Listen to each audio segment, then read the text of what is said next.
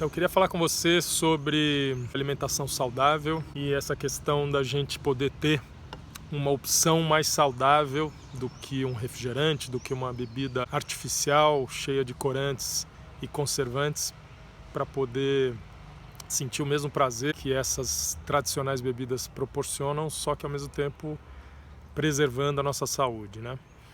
E para falar disso eu queria falar um pouquinho sobre conservação dos produtos, dos alimentos e das bebidas principalmente. Então, como é que funciona você preservar os alimentos? A humanidade ela descobriu há milhares de anos atrás formas diferentes de se conservar os alimentos. Então, quando a gente fala em conservantes, não necessariamente a gente está falando de algo maléfico à saúde. Afinal de contas, o homem e as mulheres descobriram isso há muitos anos, como, por exemplo, o sal. O sal é um dos conservantes mais antigos que existem e era usado, e continua sendo usado até hoje, para preservar as carnes, os peixes.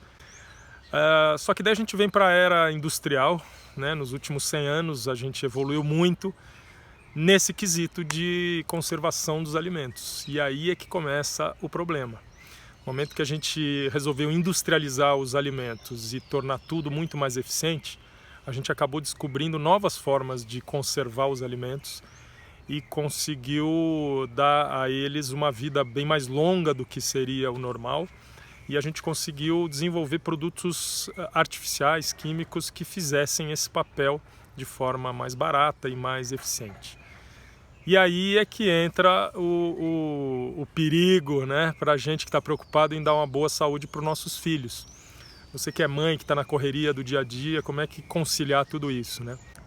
Afinal de contas, é tanta informação que a gente tem disponível e muito complicado acompanhar tudo isso. Então eu queria ajudar você a facilitar o seu dia a dia, passando um pouco dessa experiência que eu tive nesses últimos anos e entendendo um pouco sobre isso.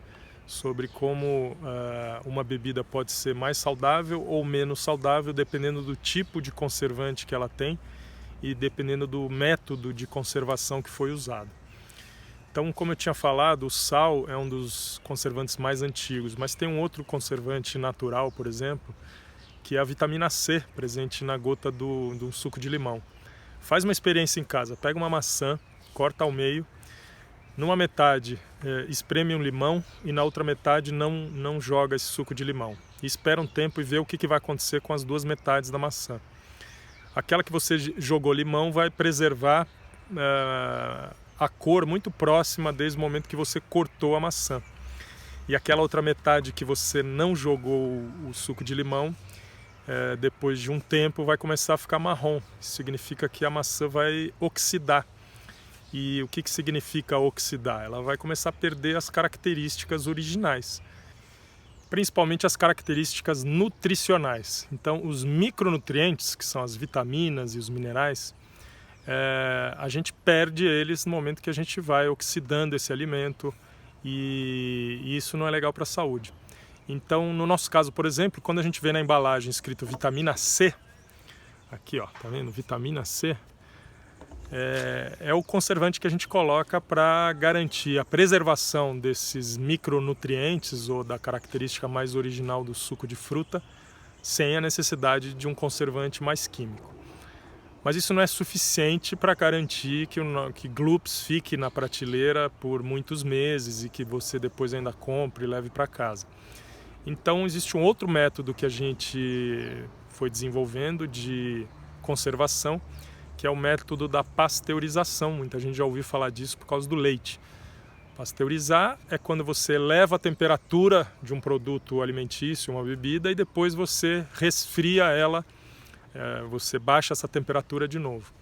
No nosso caso, a gente resolveu fazer isso com o produto já dentro da embalagem. Então, por exemplo, se a gente pegar nossa embalagem da garrafinha, a gente invasa o Gloops na garrafinha, tampa, garantindo que aí não vai mais ter nenhuma interferência externa.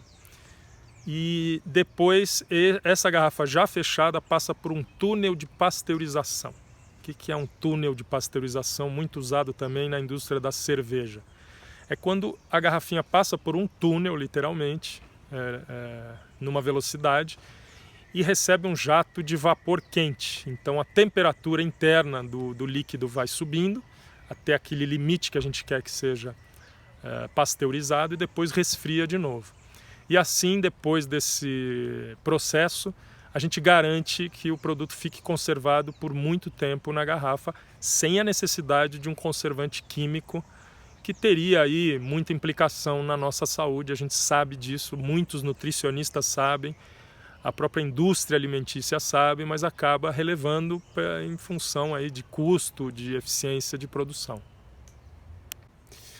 Agora, o que a gente foi descobrir também é que existe uma temperatura limite para preservar o alimento, a bebida, e que existe uma temperatura que começa a estragar o alimento. E a gente descobriu que essa temperatura é por volta de 85 graus Celsius.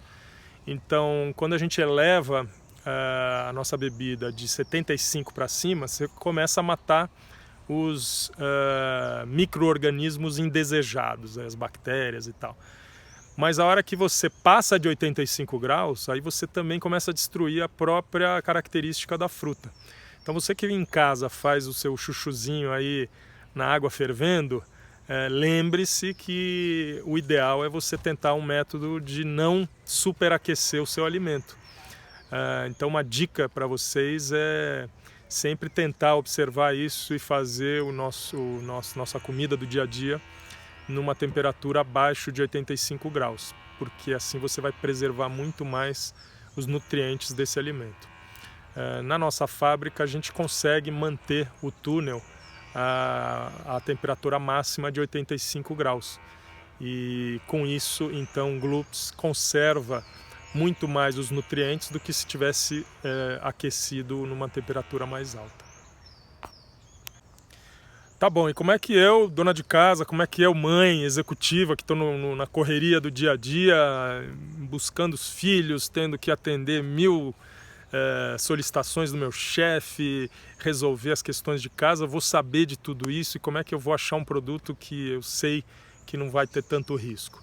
Então a minha dica para você é o seguinte: pega a embalagem e leia o rótulo, procure os ingredientes. Então aqui, no caso do Gloops, suco de maçã, framboesa e limão, água gaseificada, vitamina C, aromas naturais de framboesa e limão.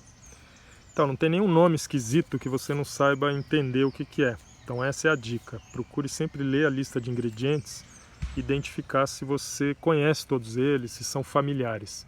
Quanto mais nominhos esquisitos você encontrar, mais risco você está correndo com a saúde, tá bom?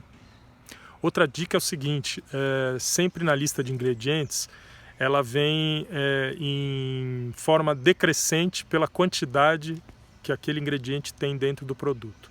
Isso é uma norma da Anvisa no Brasil. Então, por exemplo, se o primeiro nome for açúcar, significa que açúcar é o ingrediente que tem a maior quantidade dentro do produto. Então, tenta evitar um suco que aparece açúcar logo nos 3 primeiros itens da lista de ingredientes.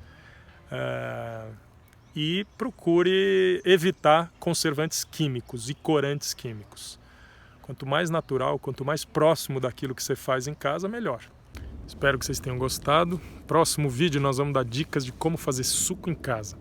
Vocês imaginam que nessa minha trajetória de muitos anos de Gloops, eu acabei desenvolvendo um monte de receita de suco. Adoro fazer suco em casa. As pessoas que me conhecem, minhas filhas e meus amigos sabem o quanto eu tenho o prazer de fazer. E descobri várias receitas bacanas, então eu queria fazer um vídeo explicando como é que você pode fazer seu suco em casa ficar bem mais legal. Obviamente sem usar açúcar e nenhum tipo de ingrediente aí que faz mal à saúde, tá bom? Grande abraço!